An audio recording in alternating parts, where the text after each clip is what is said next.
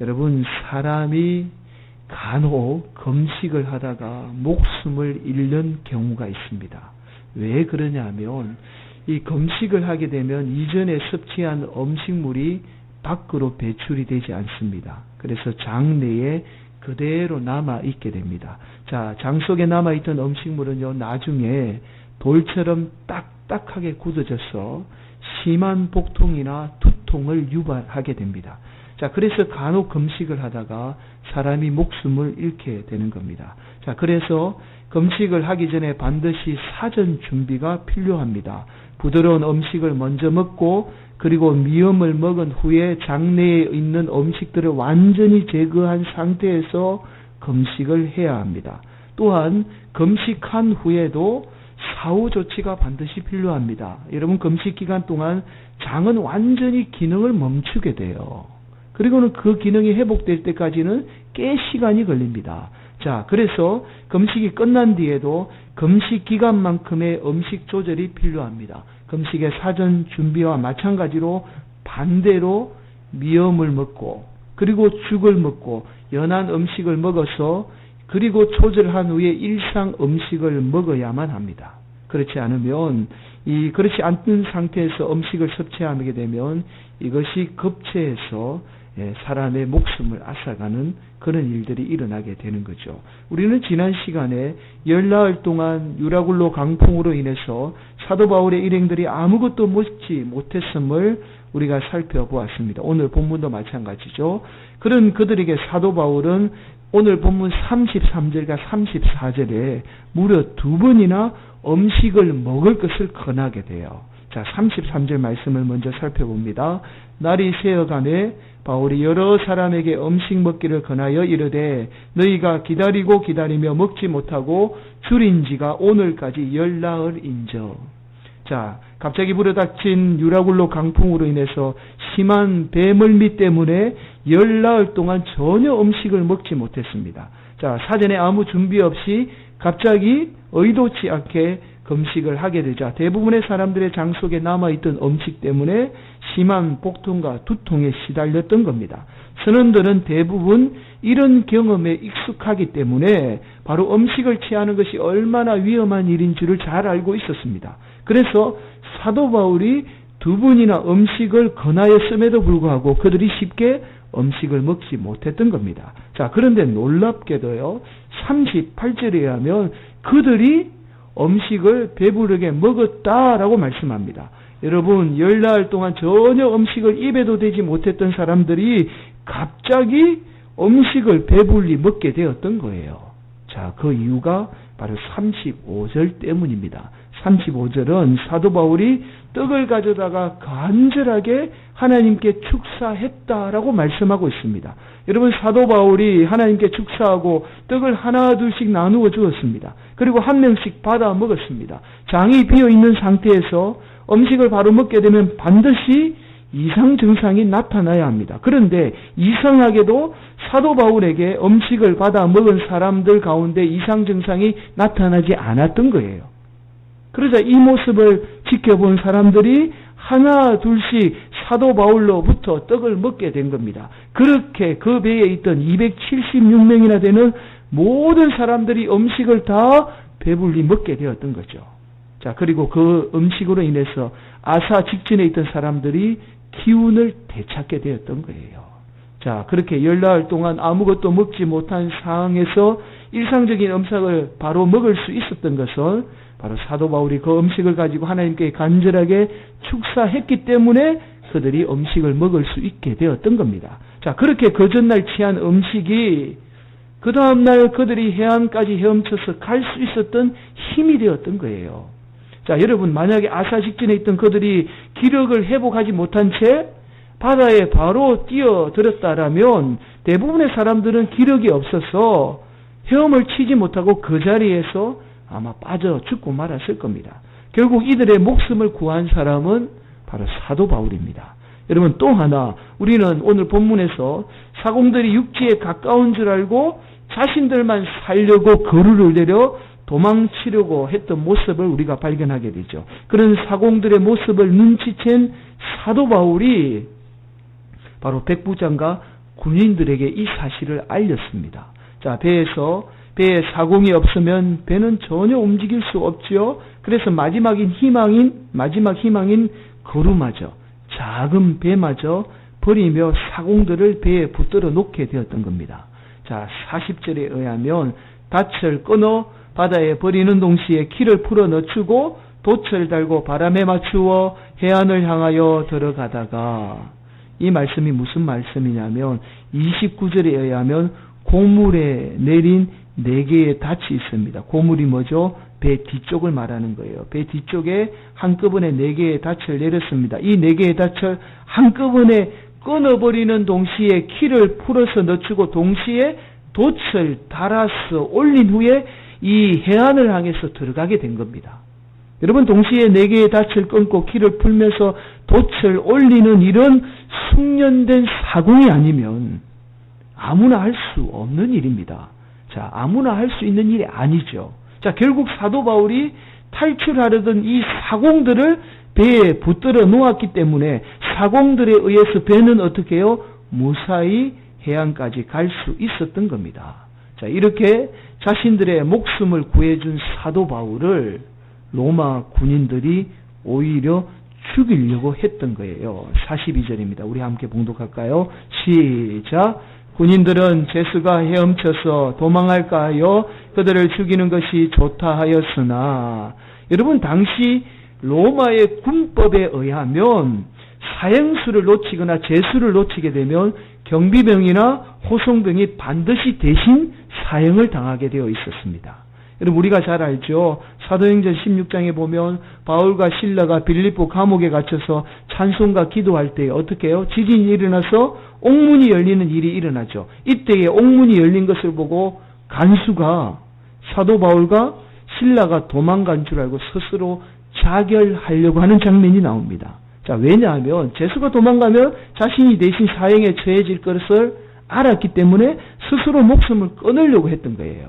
여러분, 오늘 본문도 마찬가지입니다. 제수가 도망가게 되면 자신들이 대신 사형을 당하게 됩니다. 그래서 이 로마 군인들은 어떻게 해요? 제수들이 도망가지 못하도록 미리 그들을 죽이려고 했던 거죠. 자, 그런 사도 바울을 살린 인물이 의외의 인물인 이 백부장 율리오였습니다.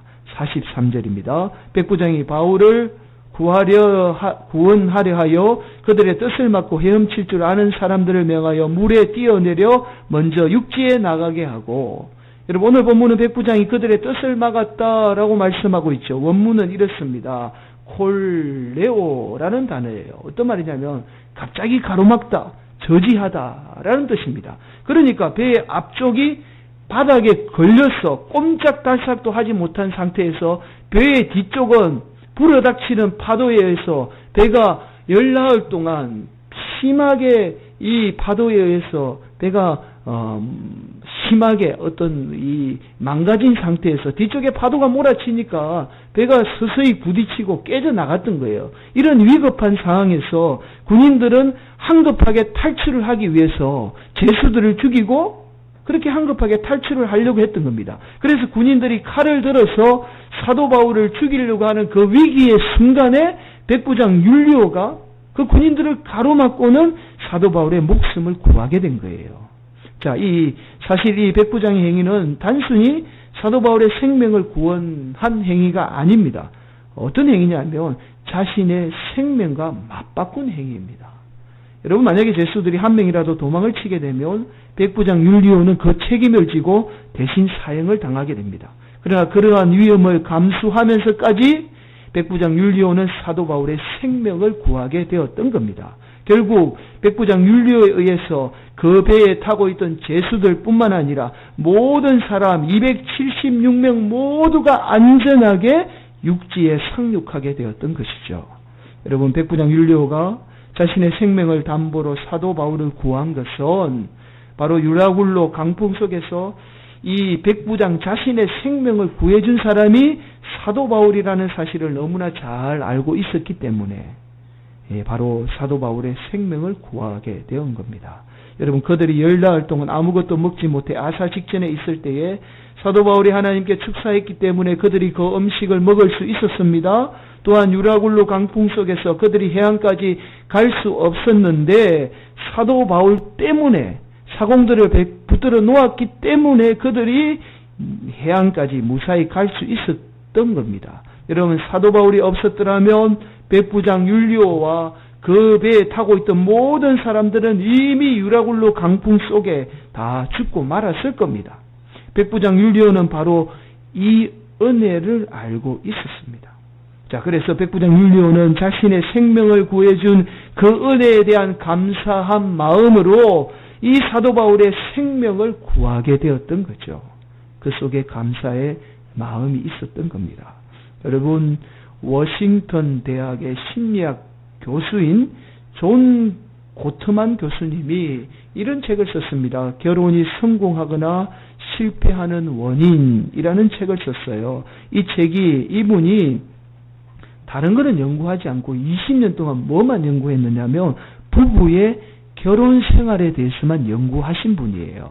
그렇게 연구를 하다 보니까 어떻게 하면 결혼 생활에 성공하고 실패하는지를 다 알게 된 겁니다. 자, 이 책에서 이분이 이런 이야기를 해요. 우리 인생에 불행을 몰고 오는 4가지가 있답니다. 우리 인생에 반드시 이것은 불행을 몰고 온대요. 첫 번째가 뭐냐면 비판, 상대방에 대한 비판, 그리고 두 번째 경멸, 그리고 세 번째는 나에 대한 변명, 그리고 나에 대한 회피라는 겁니다. 다시 말씀드립니다. 비판, 경멸, 변명, 회피라는 거예요. 이 4가지 요소는 반드시 우리 인생에 불행을 몰고 온다는 겁니다. 자, 고트만 이 박사는 인간에게 불행을 가져다 두는 이 4가지 요인에 대한 처방전이 있대요. 이 4가지를 해결할 수 있는 처방이 있는데 그것이 무엇이냐면 바로 사랑과 존경이라고 말합니다. 그런데 고트만 교수님은 이렇게 이야기해요. 이 사랑과 존경은 바로 감사가 원동력이다라고 이야기해요. 감사가 원동력이라는 겁니다. 우리 안에 감사하는 마음이 없으면 사랑할 수 없고 또한 상대방 존경할 수 없다라는 거예요. 그래서 감사의 마음이 없으면 우리 인생은 반드시 불행한 인생이 될 수밖에 없다라고 이야기를 하고 있습니다. 여러분, 백부장 율리오가 사도 바울에 대한 감사의 마음이 사도 바울뿐만 아니라 276명의 모든 생명을 구하게 되었던 거예요. 여러분, 이것은 단순히 사도 바울의 한 생명을 구원한 게 아닙니다. 초대교회를 구원한 거예요. 나아가서 온 인류를 구원한 행위였습니다. 여러분, 만약에 백부장 율리오에 의해서 사도 바울이 구원받지 못했다면 초대교회는 없습니다. 초대교회의 역사는 없지요. 또한 온 인류에 전해질 복음의 역사는 이루어지지 않았습니다. 백부장 율리오의 그 감사의 마음이 사도 바울의 한 생명뿐만 아니라 사도 바울을 통해서 이루어질 온 인류의 구원을 가져다 주게 되었던 거죠. 그러므로 백부장 율리오가 자신의 생명을 담보로 사도 바울을 구한 행위는 마치 예수님이 십자가에서 당신의 생명을 담보로 우리를 구한 행위와 별반 다르지 않습니다. 백부장 율리오 안에 있는 감사의 마음이 바로 이런 놀라운 일을 이루어 가게 되었던 것이죠. 여러분, 우리 인생도 마찬가지입니다. 하나님이 우리의 생명을 구원해 주셨습니다. 믿으십니까? 여러분, 그 하나님 은혜에 감사할 줄 아는 성도가 되어야 합니다. 감사가 저와 여러분의 생명, 심지어 타인의 생명까지 살립니다. 여러분, 우리는 육체의 건강을 위해서 열심히 운동도 하고 또 심지어는 음식을 가려서 먹습니다. 그러나 정작 감사가 우리 영혼과 육신에 얼마나 큰 영향을 미치는지 우리는 잘 알지 못합니다. 그래서 우리는 늘 타인을 향해서 비판하고 경멸하며 또 자신에 대해서는 변명하고 회피하며 심지어 불평하죠. 그래서 끊임없이 스스로를 죽이고 타인을 죽입니다. 여러분, 그러나 감사하는 마음이 저와 여러분의 생명뿐만 아니라 타인의 생명마저도 구원함을 우리는 반드시 알아야 합니다. 여러분, 넬슨이라는 세계적인 정신치료 상담가가 있습니다. 이분이 소망을 이루어 주는 감사의 힘이라는 책을 썼어요. 이분이 수년간 정신치료 상담을 하면서 놀라운 사실을 하나 깨닫게 됩니다.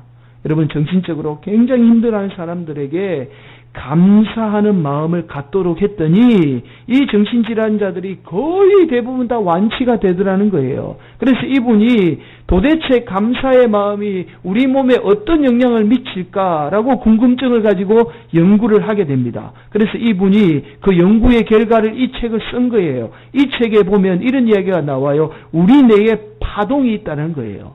안 좋은 말, 또 안 좋은 마음을 갖게 되면 뇌의 파동이 요동을 친다는 거예요. 그런데 반대로 감사하는 마음을 갖게 되면 뇌의 파동이 부드럽게 일게 된다는 겁니다. 자, 중요한 사실은 이 뇌의 파동이 뇌에만 미치는 게 아니라 심장으로 전달이 된다는 거예요. 그리고는 온몸에 영향을 미치는데, 자, 좋지 않는 말을 하거나 감정을 갖게 되면 불규칙한 심장 박동으로 이어지고 이것이 우리 몸의 연쇄 반응을 일으키게 된다는 겁니다. 그러면서 혈관이 수축이 되고 혈압이 올라가고 심장 발작, 뇌졸중 등 우리 몸의 모든 질병의 주 원인이 된다라는 거예요. 자, 반면에 감사하는 마음을 갖게 되면요, 일정한 심장 박동을 가져오고 혈관이 건강해지고 심지어는요 면역 기능이 향상되고 신경계의 기능을 강화해서 호르몬의 균형을 가져오게 된다는 겁니다. 여러분, 심지어는요 다이어트에도 효과가 있답니다. 여러분, 살이 찌면 이 살 왜 찌냐면서 막 불평불만하면 살이 안 빠진대요. 배를 향해서 아이고 감사하다, 이렇게 쪄줘서 감사하다, 그러면 다이어트도 잘 된대요. 네, 그래서 제가 이거 실천했습니다. 제가 어제 우리 같이 사는 분에게 아이고 입에 감사하다. 네, 농담한 이야기가 아니라 실제로 이 책에 그렇게 이야기를 하고 있어요. 여러분, 이 넬슨은요, 이 연구를 통해서 이런 이야기를 해요. 자신도 감사가 이렇게 놀라운 효과가 있을지 상상조차 못했다는 거예요. 자, 그러면서 넬슨은 우리 인간의 진정한 웰빙, 건강한 상태는 바로 감사하는 마음에서 시작이 된다라고 이야기를 하고 있습니다. 여러분, 우리가 또 하나 반드시 감사해야 되는 이유가 동조 현상이 일어난답니다. 여러분, 동조 현상이 뭐냐면 내가 감사하면 다른 사람을 기분 좋게 만든다라는 거예요. 여러분, 우리가 가족 식구 가운데 누구 하나 인상을 쓰고 있으면 그 집안의 분위기가 다 험악해지잖아요. 그렇듯 한 사람이 감사하는 마음을 가지게 되면 다른 사람들에게 감사하는 마음과 기쁨을 가져다 주게 된다라는 거예요. 그래서 하나님이 우리에게 데살로니가전서 5장 18절에 이렇게 말씀하죠. 범사에 감사하라. 범사에 감사하는 말이 무슨 말씀이죠? 모든 일에 감사하라. 여러분, 내가 감사할 수 있는 상황이어서 감사하는 것이 아니라 힘들고 어려워도 감사해야 한다라는 거예요. 그럴 때 우리의 영과 육체가 건강해지고 범사가 잘 되게 되는 겁니다. 여러분, 오늘은 맥주 감사주일이에요. 여러분, 6개월을 우리가 되돌아보면서 하나님 앞에 감사로 예배를 드리는 날이죠. 여러분, 사실 따지고 보면 우리가 감사할 것이 별로 없는 시대에 우리가 살고 있습니다. 그러나 또한 자세히 들여다보면 모든 게 다 감사입니다. 나를 구원해 주신 것도 감사하고, 좋은 교회, 좋은 성도들과 함께 신앙생활 할 수 있게 해주신 것도 감사하고, 사랑하는 아내와 자녀 그렇게 주신 것도 감사하고, 다 모든 것이 하나님의 은혜고 감사밖에 없습니다. 그래서 저와 여러분의 인생이 감사의 인생인 거예요.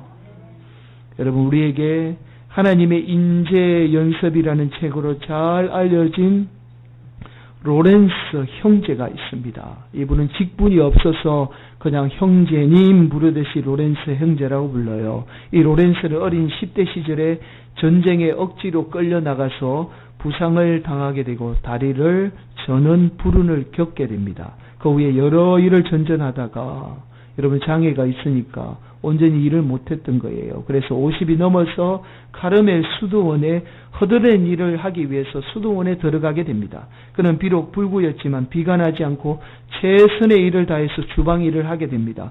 음식을 정성스럽게 만들면서 부엌을 작은 천국이라고 생각하면서 늘 감사하며 살았습니다. 또한 자신이 만든 음식을 수도사들이 맛있게 먹는 모습을 보면서 항상 이렇게 감사했습니다. 하나님, 저의 부족한 요리 솜씨로 귀한 천사들을 섬길 수 있게 해주셔서 감사합니다. 로렌스는 아무리 하찮은 일도 사명감을 가지고 하면 소중한 일이 된다는 것을 알고 있었습니다. 그래서 반찬을 만들고 국을 끓이고 접시를 닦고 부엌을 청소하는 일이 수많은 사람들 앞에서 설교하는 일과 조금도 다르지 않다라고 생각을 한 겁니다. 자, 그렇게 20년의 세월을 한결같이 감사하는 마음으로 주방 일을 하게 됩니다. 그러자 놀라운 일이 일어납니다. 수도사들이 점점 그를 존경하게 되었던 거예요. 자, 나중에는 그를 수도원 원장으로 추천을 하게 됩니다. 여러분, 평신도 수도사는 아무리 잘해도 원장이 될 수 없는 게 당시의 원칙이었습니다. 그런데요, 수도사들이 너무 간절하게 요청을 하니까 로렌스는 수도원의 원장이 되었습니다. 여러분, 당시에 수도원의 원장이 되는 것은 어떤 의미냐면 지금에 말하면 아주 대형 교회의 담임 목사가 되는 것과 똑같은 거예요. 그러니까 아무것도 공부하지 못한 사람이 대형 교회의 지금 담임 목사가 되었다라는 거예요. 자, 로렌스는 인간적으로 내세울 만한 것이 아무것도 없었습니다. 전혀 공부도 하지 못했습니다. 몸은 불구입니다. 심지어 가정도 이루지 못했습니다. 그러나 날마다 산더미처럼 쌓여있던 힘든 부엌 일을 하면서도 나의 인생에 대해 거저 감사하고 행복합니다 라고 말하며 한순간도 기쁨을 잃지 않았습니다. 자, 이렇게 매 순간 감사로 살던 로렌스에 대한 소문을 당시 국왕 루이 12세가 듣게 돼요. 그래서 이 국왕이 직접 로렌스를 만나기 위해서 이 수도원에 찾아오게 됩니다. 자, 국왕은 그에게 행복한 비결이 무엇이냐고, 항상 당신이 행복한 비결이 무엇입니까? 라고 물어보게 돼요. 그러자 로렌스가 이렇게 대답합니다. 폐하, 행복의 비결은 섬기면서 감사하는 것입니다. 다시 말씀드릴까요? 행복의 비결은 섬기면서 감사하는 것입니다. 여러분, 지금도 로렌스 형제의 하나님의 임재 연습은 성경 다음으로 인류 역사상 가장 많은 사람에게 영향을 주는 책으로 손꼽히고 있습니다. 여러분, 우리는 어떤 도구로만 사람을 죽인다라고 생각을 하죠. 그러나 우리의 말 한마디 한마디가 때로는 사람을 죽이기도 하고 살리기도 합니다. 그래서 늘 감사한 마음과 감사의 말로 생명을 살리는 성도가 되어야 합니다. 그럴 때 저와 여러분의 인생이 먼저 행복해집니다. 자, 그리고 저와 여러분을 통해서 주위의 수많은 사람들도 함께 행복해지는 겁니다. 내가 행복하고 주위의 사람들을 행복하게 만드는 것, 이것이 바로 기독교인의 사명입니다. 다른 게 사명이 아니에요. 내가 행복하고 다른 사람 행복하게 만들면 이것이 우리의 사명이라는 거예요. 오늘도 하나님의 은혜에 대한 또한 주위의 모든 것에 감사하는 복된 성도들이 되시기를 간절히 바랍니다. 그래서 저와 여러분 때문에 주위의 모든 사람들 또한 행복을 누리는 그런 인생 되기를 예수님의 이름으로 간절히